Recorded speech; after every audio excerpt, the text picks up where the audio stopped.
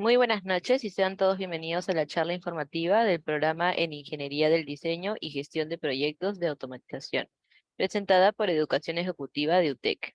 Mi nombre es Desiree Castro y los estaré acompañando durante esta hora. A cargo de este webinar nos acompaña Carlos Delgadillo, Senior Account Manager de Conosur en Honeywell, Perú, consultor en automatización y software con más de 15 años de experiencia en sectores como minería, electricidad, manufactura, alimentos y otros. Por favor, los invitamos que si tuvieran cualquier consulta durante la sesión, puedan dejarla en la opción de preguntas y respuestas, botón que se encuentra en la parte inferior del Zoom, ya que al finalizar la charla tendremos un espacio para responderla. Asimismo, al final de la sesión pondremos una encuesta de satisfacción de la charla informativa a la cual podrán ingresar haciendo clic en el link que compartiremos por el chat. Les agradeceríamos muchísimo que puedan responderla. Y ahora sí, Carlos, te cedo la palabra para que puedas iniciar con la charla. Ok, buenas noches con todos, gracias, Desiree. No sé, ¿todos me escuchan bien? Sí, Carlos, sí se te escucha. Ok, perfecto.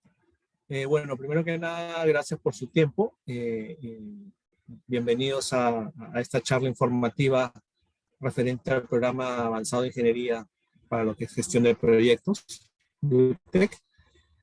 Antes que nada, para empezar, vamos a ver un poco de qué se trata este programa, ¿no? Qué estudiar, por qué estudiarlo, ¿no? Entonces, me confirman cuando vean la pantalla. Me imagino que ahí ya la deben estar Ya se viendo, ve. ¿verdad? Sí, ya se ve. Ok. Como dice acá, ¿por qué estudiar este programa? ¿No? Obviamente se estudia este programa para adquirir altos niveles de competitividad dentro del mercado, dentro de donde ustedes están trabajando, donde ustedes están desarrollándose. La idea más que nada del programa es enfocarse en lo que es la ingeniería del diseño y de las arquitecturas de control, es decir, la administración y la gestión de un proyecto como tal, ¿no? De automatización. Cuando hablamos de automatización de plantas industriales, ¿no?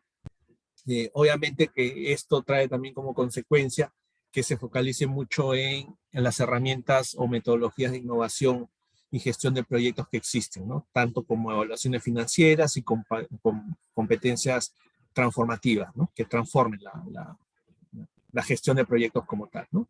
Entonces, ¿cuáles son los objetivos? Diseñar sistemas de automatización de plantas industriales, formular, planear y sustentar proyectos integrales de automatización a la alta dirección, es decir, poder sustentar su proyecto, es decir, poder venderle el proyecto al, al, al directorio, ¿no? Al pool de gerentes que toman las decisiones dentro de la empresa. Obviamente también liderar el desarrollo del proyecto, ¿no?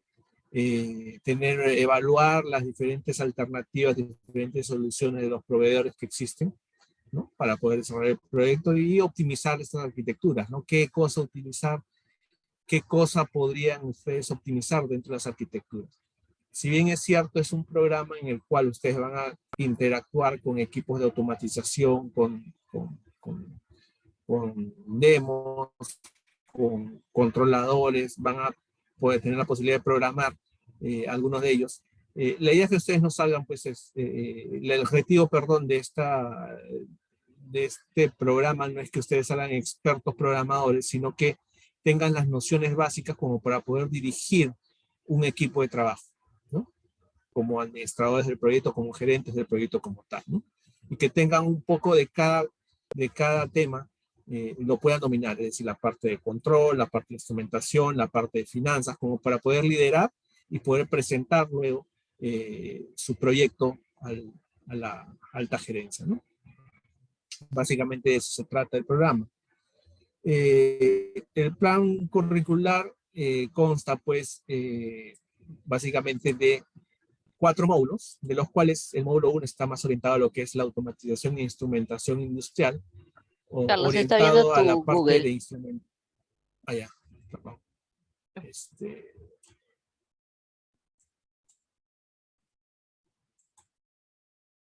Ahora, Sí, ahora sí. ok. Se trata de consta este programa de 4 módulos. Uno de ellos es el módulo 1, como les dije, la parte de instrumentación, donde ustedes van a tener o interactuar con equipos de medición de caudal, medición de presión, de nivel, de temperatura, actuadores para el control. Van a empezar a idear un proyecto de automatización, van a tener la posibilidad de manejar el sistema, la herramienta para seleccionar esta instrumentación, dimensionar las válvulas de control de flujo, etcétera. Y obviamente consideraciones que hay que tener de seguridad y arquitectura de control, ¿no? Todo eso se ve en el módulo 1, tanto la parte teórica como la parte práctica en los laboratorios.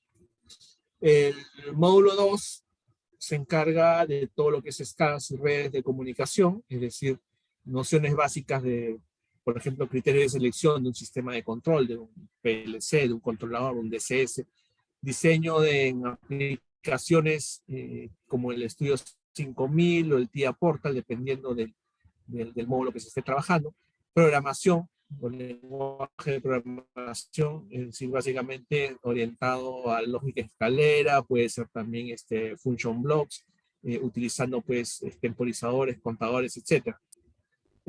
La programación va a ser en bloques, como dice ahí, para los controles de Rodul y Siemens.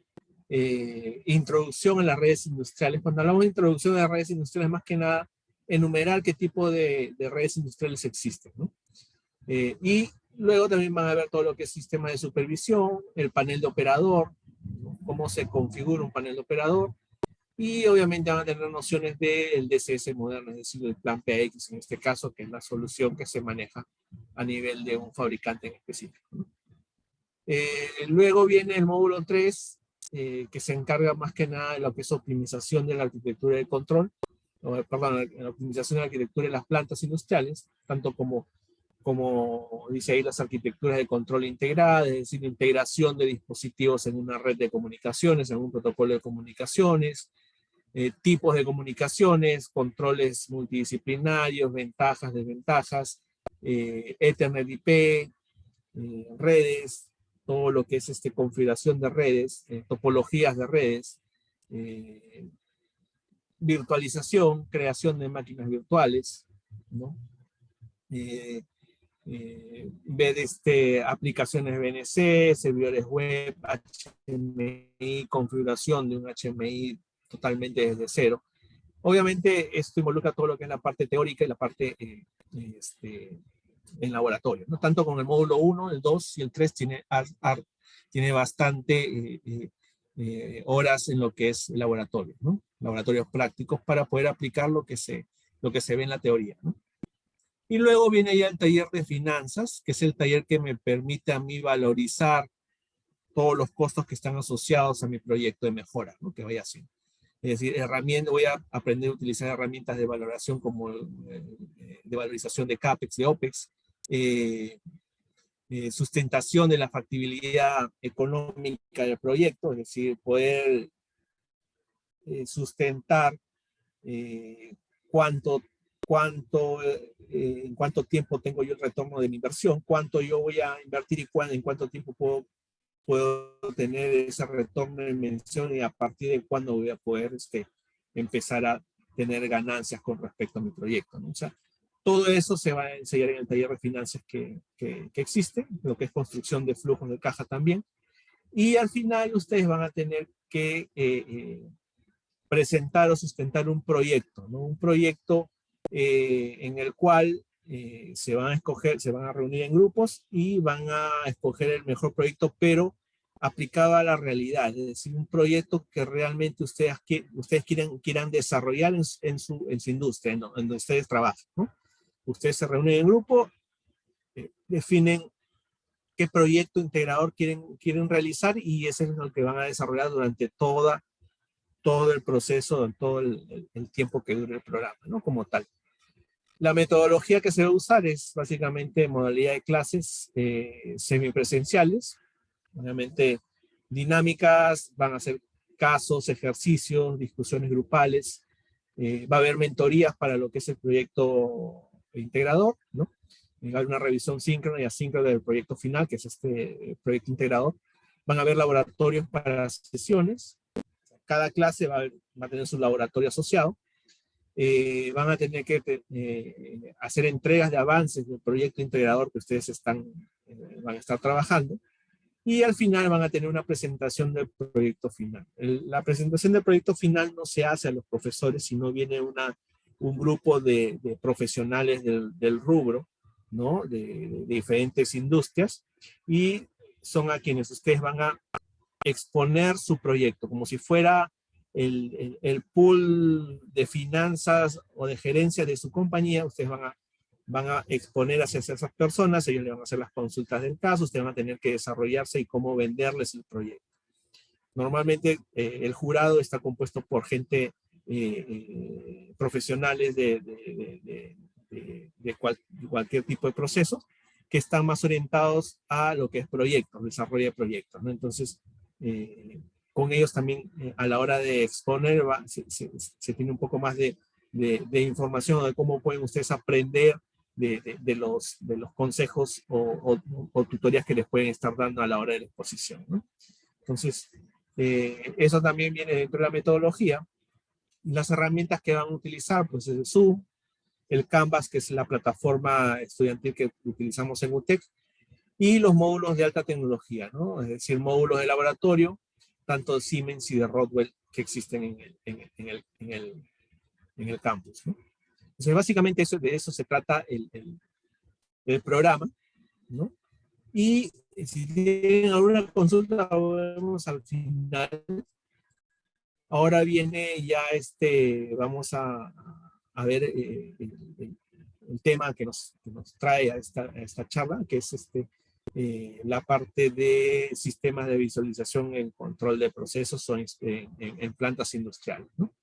Las preguntas las guardamos para el final y ahí vamos a poder desarrollar o responder todas las consultas que tengan, ¿sí? Espera un segundo para poder compartir la siguiente presentación.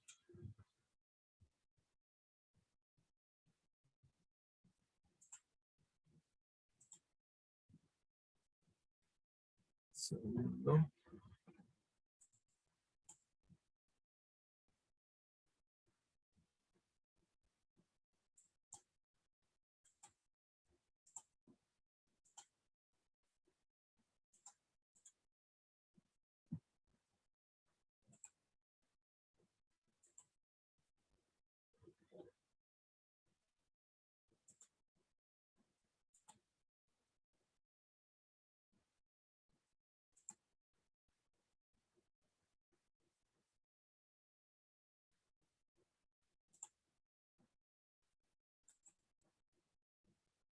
¿Me avisan, por favor, si están viendo mi presentación?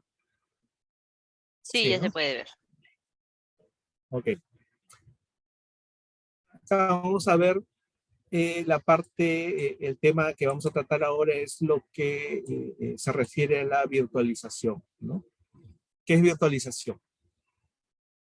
Básicamente, ¿qué entienden ustedes por virtualización, ¿no? ¿A qué le llamamos virtualización en ese sentido, ¿no? Virtualización, como dice ahí en informática, estamos hablando de que es la creación de software o es la creación de una aplicación a través de software, ¿no? Es una versión virtual de algún recurso tecnológico que exista, ¿no? Como puede ser una plataforma de hardware, puede ser un sistema operativo, un dispositivo de almacenamiento o cualquier otro recurso de red. Esquemáticamente se representa tal cual lo podemos ver ahí, ¿no? Es una aplicación que va alojada sobre un sistema operativo. Ese es lo básico, ¿no? A qué se refiere la virtualización. Sin embargo, ¿no? Podemos tener nosotros que la virtualización se encarga de crear una interfaz externa, ¿no? Que lo que hace esta interfaz es encapsular la implementación o la aplicación mediante una combinación de recursos del hardware, ¿no? Es decir, ahí como dice, de las localizaciones físicas, ¿no? Para la simplificación del sistema como tal. Es decir, como ven ustedes en la solución, pueden tener, a ver, vamos a ver, pueden tener un hipervisor que va sobre un hardware, un sistema operativo y una aplicación como tal. ¿Sí? Ahora, Normalmente las aplicaciones, ¿no?, con sistemas operativos virtuales van sobre una plataforma que se llama hipervisor, que es el que administra estas máquinas virtuales o esta virtualización, en las cuales yo puedo soportar múltiples máquinas virtuales sobre un ambiente o sobre un hardware específico, ¿no?, administrado por un hipervisor en este caso. Sí. Ahora bien, pueden haber varias instancias, ¿no? Es decir, puedo tener múltiples sistemas operativos virtuales, ¿no?, que pueden ejecutarse en el mismo hardware, ¿no?, como habíamos comentado hace un momento. Sin embargo, nosotros podemos manejar también la posibilidad de tener otro tipo de virtualización, ¿no? O sea, al final existen dos tipos de virtualizaciones que vamos a ir viendo durante el desarrollo de la charla. Las propiedades que manejan las máquinas virtuales como tal, estamos hablando de que puedo crear yo usuarios, puedo ejecutar varios sistemas operativos, puedo tener aisladas las máquinas virtuales del hardware, puedo tener encapsulamiento, o sea, es posible almacenar algunas máquinas virtuales dentro de varios archivos, ¿no?, y utilizarlo como ficheros a nivel cuando yo necesite este tipo de máquinas virtuales, ¿no? Obviamente los recursos que maneja son independientes con respecto al hardware, ¿no? Es decir, dependen del hardware como tal, sin embargo es independiente, ¿no?, del servidor físico como tal. ¿Dónde puedo aplicar yo este tipo de virtualización? Definitivamente donde podemos aplicarlo es en el área donde nosotros tenemos más sistemas o más computadoras o servidores en nuestra arquitectura, ¿no? Puede ser tanto en el nivel 2, el nivel 3 o en el DMZ, que es la zona desmilitarizada, ¿no? Cuando hablamos de nivel 2 y nivel 3, estamos hablando del sistema donde se aloja pues los sistemas de supervisión, las aplicaciones de los DCS, etcétera, ¿no? Los servidores del DCS, los servidores del SCADA, etcétera.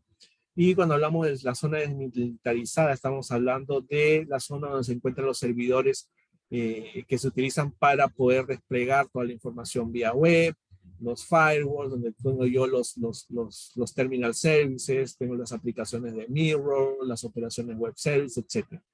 En esta zona de acá es donde yo puedo aplicar todo lo que es la virtualización como tal. Ahora bien, ¿existen algunas consideraciones de manufactura que hay que tener? Sí, ¿no? ¿Cuáles son? Obviamente, dependiendo de lo que se vaya a hacer, ¿no es cierto? La virtualización está ampliamente pues, extendida, adoptada a nivel de TI, ¿no? O sea, hablamos de virtualización hace más de 15 años, cuando hablábamos de virtualización a nivel de servidores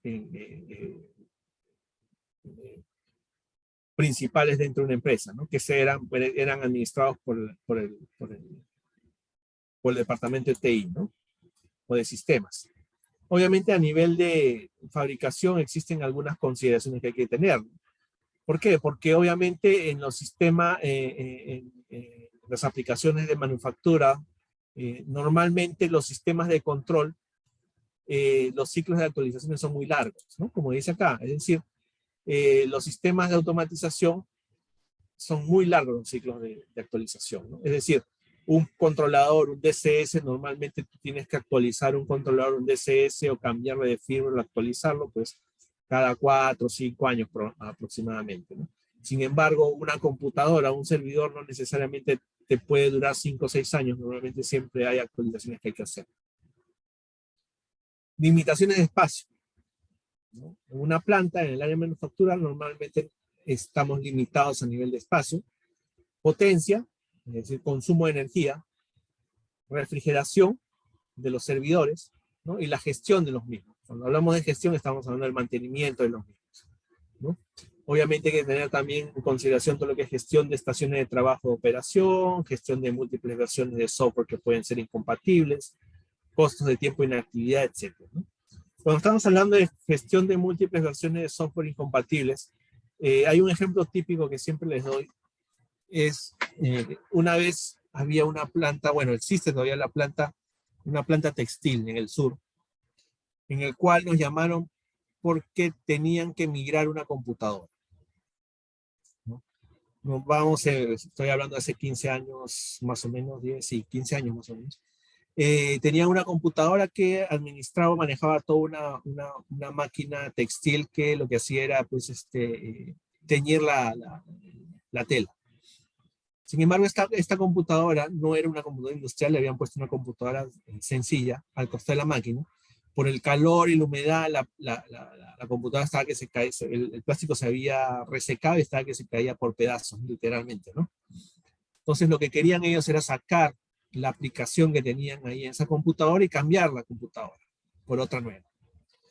Nosotros en ese momento le sugerimos, o le ofrecimos venderle una computadora industrial, que no había ningún problema, aceptaron. Sin embargo, la computadora industrial que se vendía en esa época soportaba Windows XP, era lo último que había salido. Y el software que ellos tenían, como esta máquina era muy antigua, ¿no? El software que tenían instalado en esa computadora soportaba solamente Windows NT. No sé si alguno de ustedes ha visto al menos el Windows NT, ¿no? El Windows NT fue posterior a Windows 95, ¿no? Que se usaba para ambientes industriales, supuestamente, ¿no? Entonces, al cambiar la computadora venía con otro sistema operativo, pero el software de la máquina textil no soportaba la nueva plataforma que era XP. Entonces, ¿qué se hizo? Fue instalarle una aplicación de virtualización en el cual se instaló un sistema operativo NT sobre Windows XP y sobre ese sistema operativo NT virtual se instaló la herramienta de la máquina textil, ¿no? Y de esa forma se solucionó el problema, ¿no? Entonces, a eso se refiere cuando estamos hablando de gestión de múltiples versiones de software, por ejemplo, ¿no? Es una razón por la cual a veces se sugiere utilizar virtualización, ¿no? ¿Qué más tenemos? Obviamente la longevidad, ¿no? A esto se trataba más que nada, ¿no? Cuando hablamos de longevidad del sistema, de hardware o software, estamos hablando de, por ejemplo, este caso que se tuvo, ¿no? Cuando hablamos de consolidación de servidores, es cuando normalmente nosotros manejamos muchos servidores que están subutilizados, ¿no? ¿Qué consecuencia me trae eso? Tener muchos servidores, mucho consumo de energía, mucha disipación de calor y obviamente el cuarto de servidores que tengo que tener un sistema de aire acondicionado para poder refrigerar los servidores. Mientras más servidores, más calor, más funciona el aire acondicionado, más energía consumo. Entonces, a la hora de virtualizar puedo consolidar también los servidores, ¿no? Sin problema. Es una razón importante por la cual se utiliza pues, la virtualización. Gestión de despliegue de estaciones de trabajo centralizadas, mejore la confiabilidad a nivel de funciones de administración y recuperación, es decir, cuando alguna máquina virtual puede corromperse, se puede volver a un estadio anterior, a eso le llamamos snapshot o fotografía del sistema, y puede volver a arrancar sin ningún problema, ¿no? Ahora, obviamente, cuando hablamos de incremento de longevidad, estamos hablando que lo que les comenté en el ejemplo típico, ¿no? El ciclo típico de actualización de un equipo es de 3 a 5 años, hablando de la computadora en sí, ¿no? Mientras que el ciclo típico de actualización de un sistema de control industrial estamos hablando de 15 a 20 años, ¿no? Por ejemplo, si hablamos de una marca de Rockwell Automation Allen Bradley, por ejemplo, el PLC5 salió al mercado más o menos en los años 80, si no me equivoco, y recién entró ya en obsolescencia total, que no se puede vender ni siquiera repuestos, me parece que hace 2 a 3 años. Estamos hablando de casi 30 años de que se ha vendido y se ha utilizado los PLC5, ¿no? Entonces, es el ciclo típico de actualización de un sistema de control. Entonces, obviamente, al manejar virtualización podemos tener la posibilidad de poder manejar ese tipo de problemas que podamos tener, ¿no? ¿Qué más tenemos? Bueno, lo que les hablaba, resumidas cuentas con respecto a la cantidad de servidores. que pueda manejar. Acá podemos ver nosotros que podemos tener servidores subutilizados, es decir, CPU de 2%, otro CPU que está utilizando solamente el 24%, otra del 2%. ¿Y qué pasa si todas estas CPU yo la puedo virtualizar en una sola? Usar un solo servidor físico, manejando ya un porcentaje CPU, de utilización de CPU ya de un 80% o un 60%.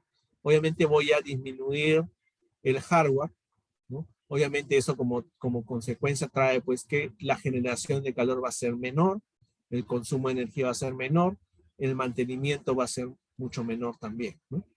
Entonces, esa es una de las ventajas que yo pueda tener a la hora de virtualizar, ¿no?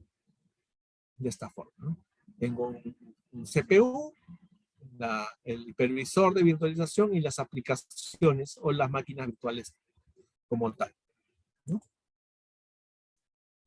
Los términos que normalmente siempre van a escuchar o han escuchado si utilizan virtualización es pues guest, OCVM, host, hipervisor, SAM, ¿no? Que obviamente el guest, OS o VM es el contenedor lógico, ¿no? Que consiste en el hardware, ¿no? Virtual como tal.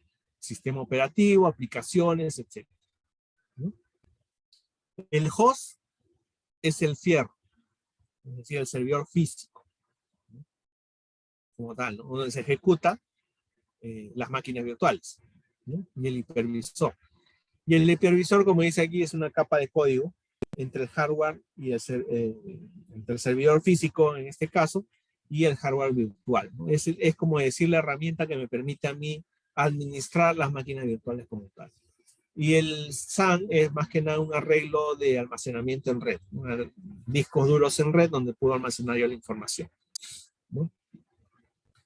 El poder del hipervisor, en este caso, el hipervisor, como dice acá, es una capa de código delgada que me permite administrar los sistemas operativos o la virtualización como tal. El hipervisor me controla el rendimiento del CPU, tanto el físico como el virtual. Me puede administrar todo lo que es la memoria RAM, es decir, cuánta memoria RAM estoy utilizando para cada una de las máquinas virtuales y del host también. Asigna lo que se necesita para cada sistema operativo, ¿no?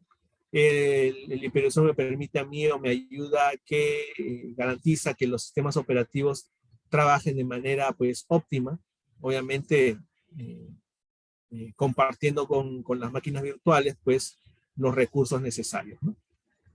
El hipervisor que usa, por ejemplo, VMware en este caso es vSphere o SXC, que es más que nada para ambiente industrial, ¿no? Con algunas consideraciones del servidor, obviamente hay que ver la cantidad de núcleos que va a tener el procesador, ¿no? Obviamente, para configurar las máquinas virtuales, el servidor físico debe tener, pues, dependiendo la cantidad de núcleos necesarios como para ver cuántas máquinas virtuales voy a correr, ¿no? Dependiendo de la cantidad de máquinas virtuales que necesito correr en una máquina física, yo defino el CPU de la máquina física como tal, ¿no? Como dice acá, los ratios de consolidación es de 8 a 20 máquinas virtuales por servidor aproximadamente, por servidor físico, ¿no? Considerando 3 CPUs virtuales por cada núcleo físico. Es decir, si yo tengo un CPU de 8 núcleos, por ejemplo, ¿no? Hay que considerar que por cada núcleo puedo tener yo 3 máquinas virtuales o 3 CPUs virtuales, ¿no? Por cada núcleo físico. Obviamente que hay que considerar que hay que dejar al menos un núcleo físico como para que pueda funcionar la máquina física como tal. La memoria RAM que se utiliza, obviamente debemos tener 32 a 128 GB, ¿no? De memoria RAM, porque esta memoria RAM va a tener que ser compartida por las máquinas virtuales, ¿no? Acá hay una relación aproximada, ¿no? Estaciones de trabajo, más o menos 2 GB de RAM, estaciones de trabajo de ingeniería, 4 GB, servidores de HMI o historiadores, 4 GB aproximadamente de memoria RAM. Es utilizada por cada una de las máquinas o servidores virtuales, ¿no? De estas aplicaciones. Bueno, es lo mismo. Existen 2 tipos de virtualización, ¿no? Una que es el tipo 2, que todos me imagino que ya la conocen, que es el fierro, ¿no? el host en este caso, o la máquina física, un sistema operativo que puede ser Windows, Linux o Mac, ¿no? Y sobre este sistema operativo yo manejo un hipervisor con las máquinas virtuales. Este sistema operativo puede tener otras aplicaciones, puede tener Google Chrome, puede tener su correo electrónico de ustedes, puede tener, por ejemplo, no sé, eh, por decir algo, Netflix o Facebook, lo que sea, ¿no? Y aparte tienes pues el hipervisor con las máquinas virtuales. Como me dice acá, el hipervisor se ejecuta como una aplicación en otro sistema operativo. El hipervisor se ejecuta como otra aplicación más dentro de un sistema operativo.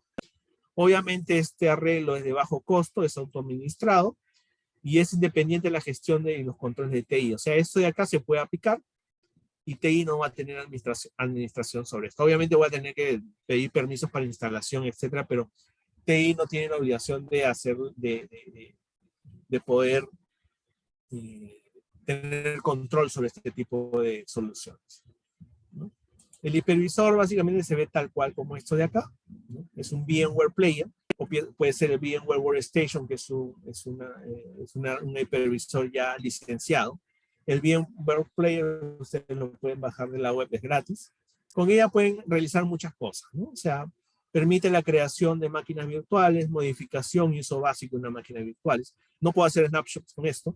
Sin embargo, puedo correr máquinas virtuales. O sea, alguien me da un archivo, una máquina virtual, puedo abrirla desde este hipervisor que es el Windows, el VMware Player, perdón, ¿no?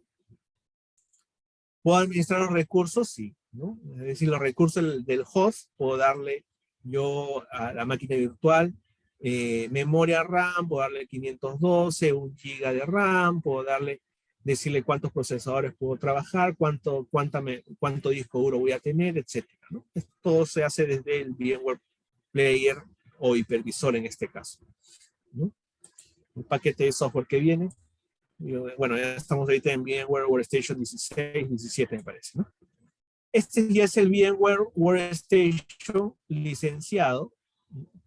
La pantalla es semejante a esta, solamente que es Workstation, estamos en la versión 16, 17 me imagino, en las cuales yo ya puedo administrar múltiples máquinas virtuales, como ven acá en el lado izquierdo, ¿no?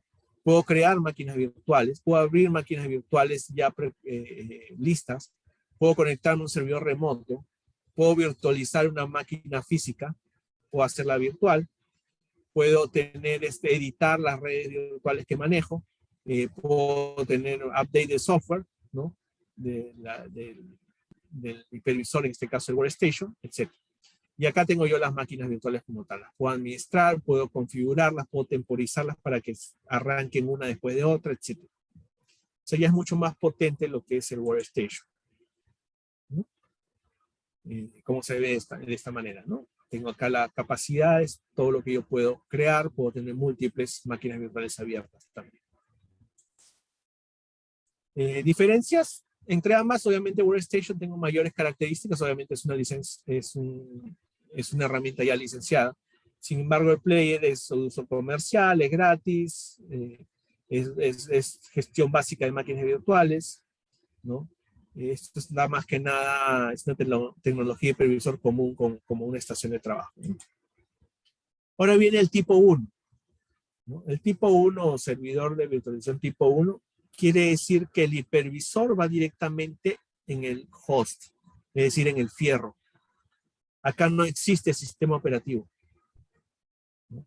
Es menor mantenimiento del host, mayor fiabilidad del host, superficie reducida de seguridad. No hay un sistema operativo de por medio, ¿no?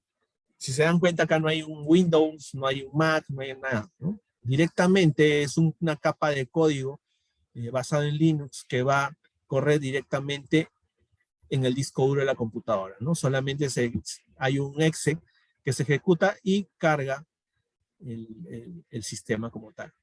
Obviamente, ¿cómo puedo visualizar esto? Lo vamos a ver más adelante, ¿no? Y las máquinas virtuales y el hipervisor se cargan directamente sobre el fierro, ¿no?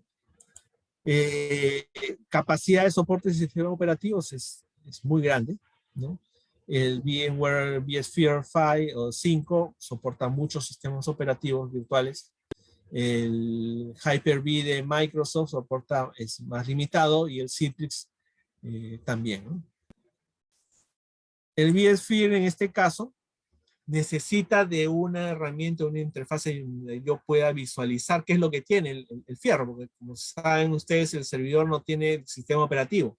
Entonces yo tengo que accesar desde otra computadora al web client que tiene el hipervisor instalado, ¿no? A la hora que yo instalo esto, ¿no? A la hora que instalo esto vía Linux, solamente va a instalar el hipervisor, me va a dejar instalar las máquinas virtuales. Sin embargo, para poder visualizar y administrar estas máquinas virtuales, se crea una interfase visual que sea amigable para el usuario, que se abre vía web. Es decir, vía web yo apunto al servidor donde instalado el VMware SXI y voy a tener la posibilidad de ver las máquinas virtuales, ¿no? A nivel de tipo servidores, los hosts, cuántos hosts pueda yo tener, y dentro del host, cuántas máquinas virtuales pueda tener, ¿no? Y ver la capacidad del host, la capacidad de cada una de las máquinas virtuales, etc. Desde esta herramienta lo que yo puedo hacer es, puedo hacer muchas cosas, ¿no? Obviamente acá ya me habla de gestión centralizada, supervisar los servidores, crear máquinas virtuales, exportar máquinas virtuales, importar, apagar, copia de seguridad, etc. Pero aparte de eso, hay otras opciones que tiene manejar un sistema ya de virtualización a nivel industrial tipo 1, ¿no? Como por ejemplo lo que es el vMotion, ¿no? Cuando hablamos de vMotion, estamos hablando de una posibilidad de manejo de máquinas virtuales a través de los hosts que yo pueda tener, ¿no? Es una migración dinámica de máquinas virtuales, ¿no? ¿Cómo funciona esto? Obviamente el vMotion lo que hace es, puedo mover de manera dinámica de un servidor a otro, ¿no? Máquinas virtuales, ¿no? ¿Qué me permite eso? Me permite a mí, por ejemplo, si tengo un problema en alguna máquina virtual, puedo mover de uno a otro lado las máquinas virtuales sin necesidad de parar el sistema, ¿no? Luego tengo la otra opción que nosotros le llamamos el DRS, ¿no? ¿Qué cosa es el DRS en este caso? ¿No? El DRS como tal, estamos hablando de una solución en las cuales llamamos una administración de recursos distribuidos, ¿no? O de sus siglas en inglés, ¿no? Distributed Resources Schedule. ¿Qué me permite a mí esto? Me permite a mí mejorar la gestión de cargas de trabajo de los servidores, es decir, en conjunto con el vMotion, en este caso puedo agrupar yo a nivel de máquinas virtuales, a nivel de hosts, perdón, puedo administrar las máquinas virtuales sin moverlas de un lugar a otro, dependiendo de la carga de las computadoras, ¿no? Si hay una computadora o un servidor que está muy recargado, obviamente a través de este movimiento yo voy a poder administrar esos recursos, ¿no? Puede ser manual o puede ser de manera automática, ¿no? Luego, aparte de eso, podemos manejar la alta disponibilidad también. Cuando hablamos de alta disponibilidad, estamos hablando de básicamente manejar una continuidad de operatividad de mi sistema. ¿Qué quiere decir eso? Que si un equipo falla, obviamente lo que hace el sistema es agarrar y distribuir las máquinas virtuales a los servidores host que estén disponibles. Eso se puede hacer. Obviamente para esto necesito tener por lo menos 3 servidores hosts, ¿no? Para la cual yo pueda manejar, ¿no? Las máquinas fallidas se van a volver a reiniciar automáticamente donde hay recursos disponibles, ¿sí? Esa es alta disponibilidad. Ahora, aparte de alta disponibilidad, también manejo yo la parte de tolerancia a fallas, ¿no? Cuando hablamos de tolerancia a fallas, estamos hablando de que me proporciona a mí disponibilidad continua para las aplicaciones, ¿no? Obviamente con un máximo hasta CPU, hasta 4 CPUs virtuales que puedo mover yo como tolerancia a fallas. ¿Qué quiere decir esto? Ya que a la hora que una de ellas falla, ¿no? Automáticamente lo que va a hacer el sistema ¿no? Va a mover las computadoras virtuales a otra instancia que esté funcionando, y aparte de eso va a crear nuevamente otra instancia en otra máquina física como un secundario. Es decir, si el primario cae, el secundario va a entrar a trabajar, ¿no es cierto?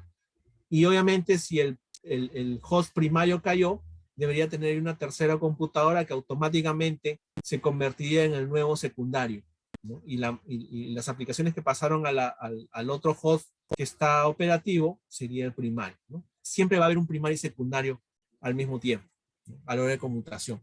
A diferencia cuando hablamos de sistemas redundantes, en sistemas de control tú tienes un primario y un secundario. Si acá un primario tienes el secundario, ¿no?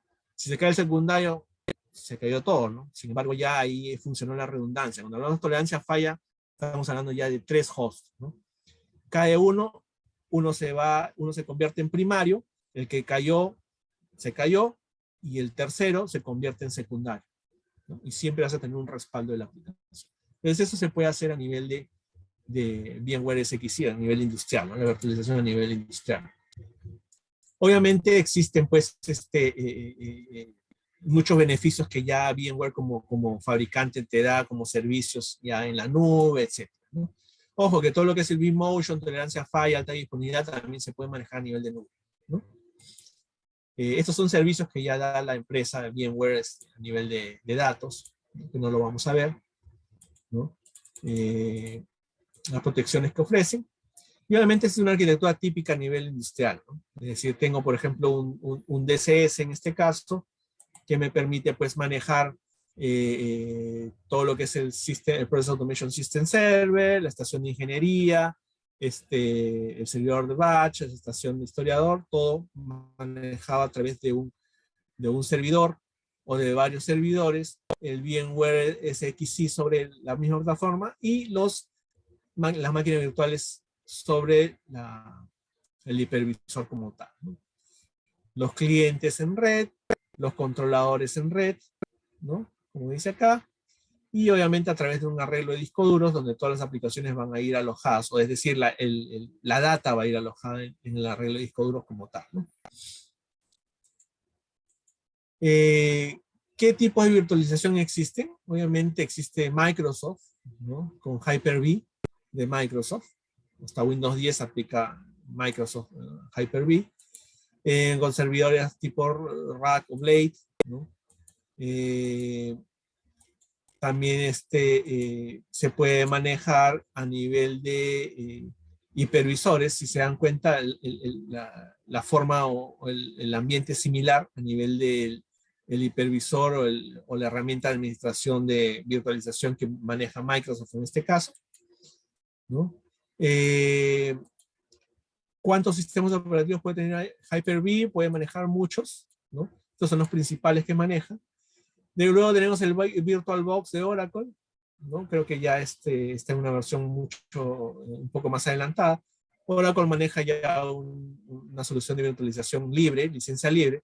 Sin embargo, pues está limitado, ¿no? El VirtualBox funciona de manera similar, ¿no? Si se dan cuenta, tiene las mismas características o estructura. Discos duros, servidores físicos y servidores virtuales, ¿no? Es la forma como lo maneja, ¿no? Y el hipervisor que está por fuera. Esta es la manera como maneja la herramienta del hipervisor VirtualBox de Oracle. Tengo las máquinas virtuales con las características de cada una de las máquinas virtuales y qué sistema operativo maneja, ¿no? Puede hacer de snapshots, etc.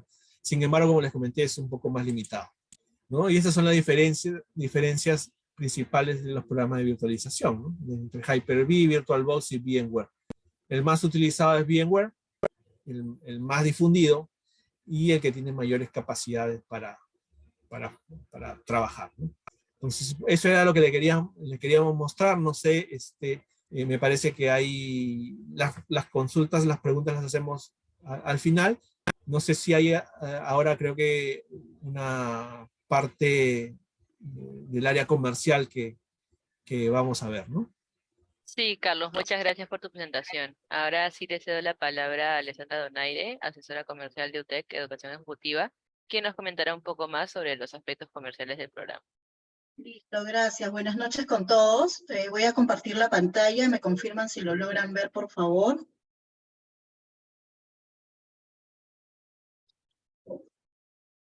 Sí, ya se está viendo. Ya, perfecto.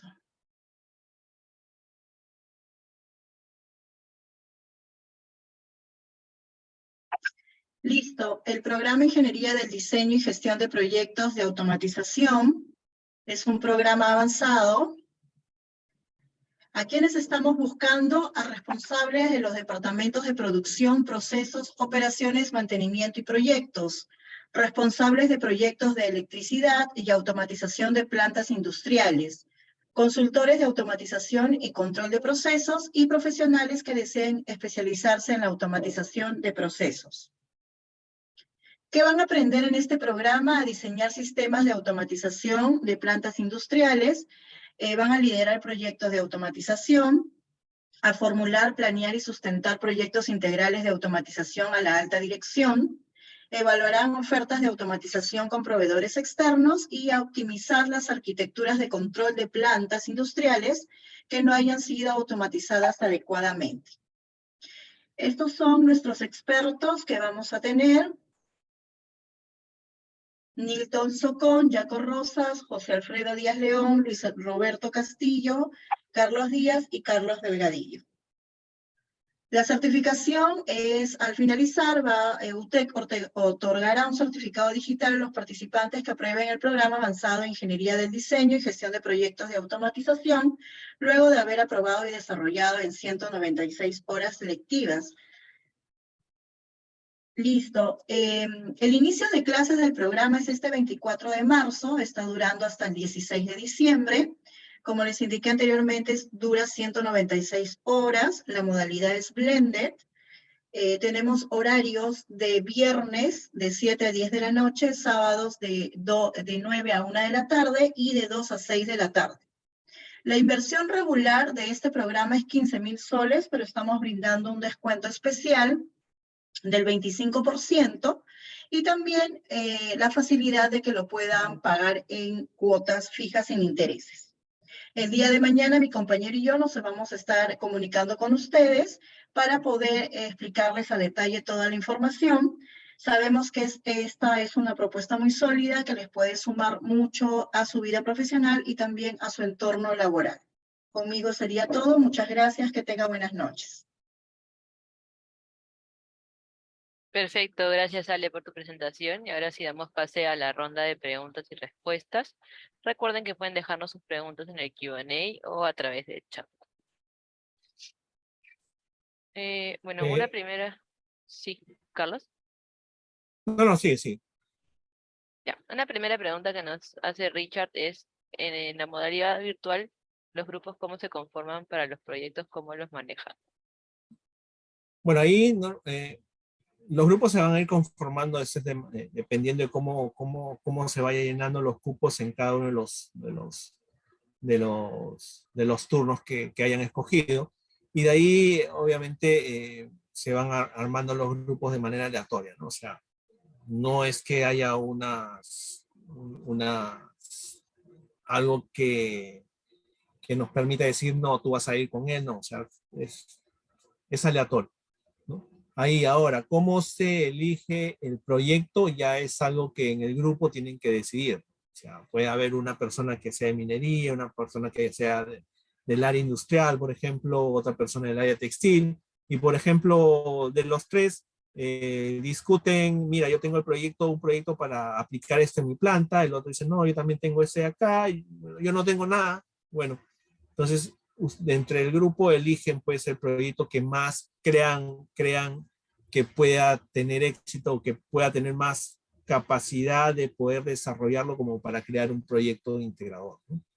Básicamente esa es la metodología, o sea, es obviamente con el aval y con la consultoría que le dan las personas encargadas de hacer el acompañamiento a nivel del proyecto, ¿no? Eso se ve ya desde la primera clase, ¿no? Con Roberto Castillo en ese caso. Ahora, la otra consulta creo que era en la modalidad virtual los grupos que se pongan. Okay, eso ya lo vimos, ¿no? Después había otra pregunta, creo que se refería a... ¿Cómo se realizan las presentaciones ante el jurado cuando es virtual? Mira, hasta ahora a nivel jurado sí ha sido presencial. No sé, corrígeme si me estoy equivocando, pero creo que han sido todas presenciales, ¿verdad? Probablemente Alessandra nos podría ayudar con esa información. Alessandra.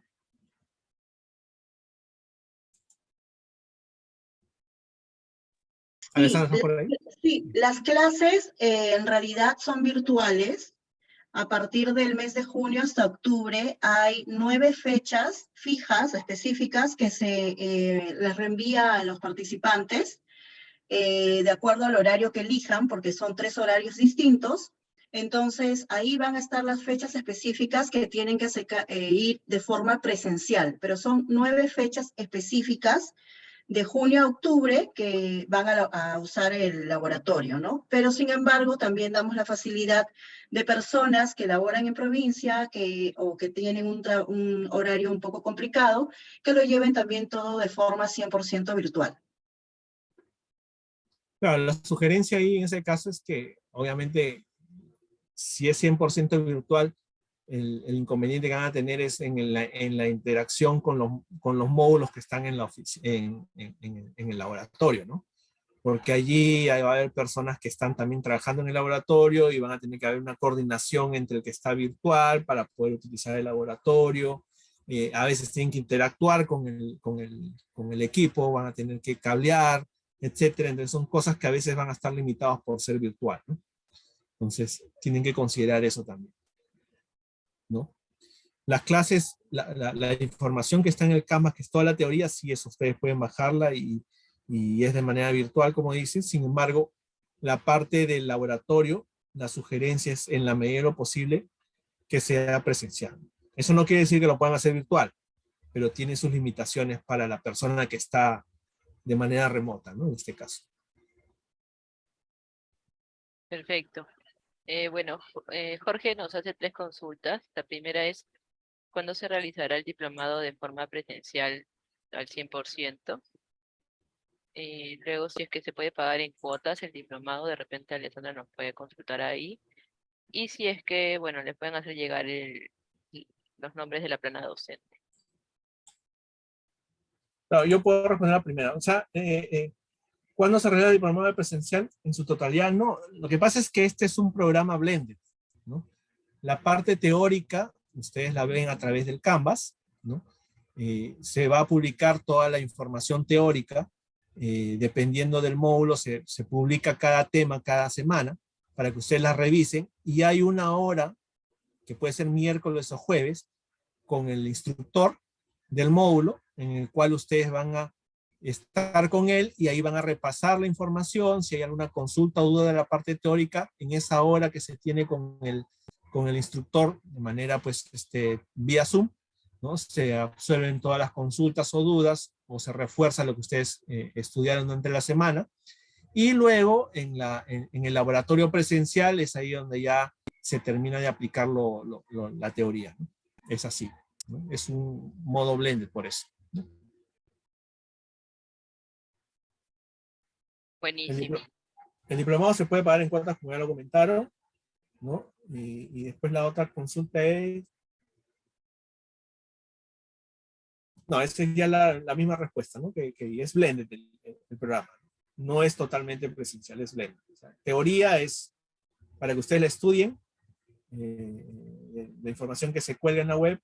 Tenemos una hora a la semana para discutir esa información y luego viene ya el laboratorio, que sí es presencial, ¿no? Para interactuar con los laboratorios, ¿no? Con los demos. Buenísimo. Ale, si podrías ayudarnos respondiendo si es que es posible pagar el diplomado en cuotas. Así es, el diplomado se puede pagar en cuotas fijas sin intereses. Toda esa información igual se la vamos a estar haciendo llegar el día de mañana, junto con, en el mismo brochure, se encuentran también el nombre de todos los expertos, ¿no? Perfecto, muchas gracias, Ale. Y muchas gracias, Carlos. Si es que lamentablemente el tiempo nos ha quedado un poco corto. Eh, Sí, si deseas dame, agregar algo más, sí, sí, solamente ya para terminar, quería mostrarles, este es me avisan cuando vean mi pantalla. sí, ya se está viendo. Este es el laboratorio, ¿no? La puerta de entrada. Estos son los módulos que van a utilizar, ¿no? Son dos módulos que son de Rodwell. Cada módulo tiene su sistema de instrumentación conectada vía Profibus o vía 420 mA, su panel de operador, y acá internamente abriendo la puerta van a tener ustedes los controladores, ¿no? Este módulo, el segundo módulo pegado a la ventana, también tiene pues su panel asociado. Estas son las computadoras, ¿no? Las estaciones de trabajo, ¿no? Acá se dan las charlas orientativas al comienzo. Y acá está el tercer módulo, que es de Siemens, que es similar, ¿no? Panel operador, conexionado hacia los controladores que están internos y la parte de instrumentación. Para los que están virtuales, la parte de laboratorio se puede hacer virtual, sí, ¿no? El problema es cómo interactúan ustedes a la hora de cambiar los cables, ¿no? Entonces, ese es el único inconveniente, ¿no? O sea, cambiar el cable, colocar el cable, no lo van a poder hacer ustedes, lo va a tener que hacer alguien que esté acá en sitio, ¿no? Es el único problema, ¿no? Después la conectividad, si se van a poder conectar vía web, vía remota al controlador, descargar la programación, etc., ¿no? Pero la sugerencia es que sea, pues, presencial esta parte, ¿no? Bueno, solamente eso es lo que quería aportar, ¿no? Buenísimo, Carlos. Muchas gracias y muchas gracias a todos por participar en la charla informativa del programa en Ingeniería de Diseño y Gestión de Proyectos de Automatización. Los invitamos a responder una pequeña encuesta haciendo clic en el link del chat. Ha sido un placer y que tengan todos muy buenas noches y muchas gracias por su atención. Nos vemos en una próxima oportunidad. Recuerden que pueden Muchas visitar gracias. nuestra página web y seguirnos en nuestras redes sociales para enterarse de nuestras maestrías y programas. Gracias. Muchas gracias a todos.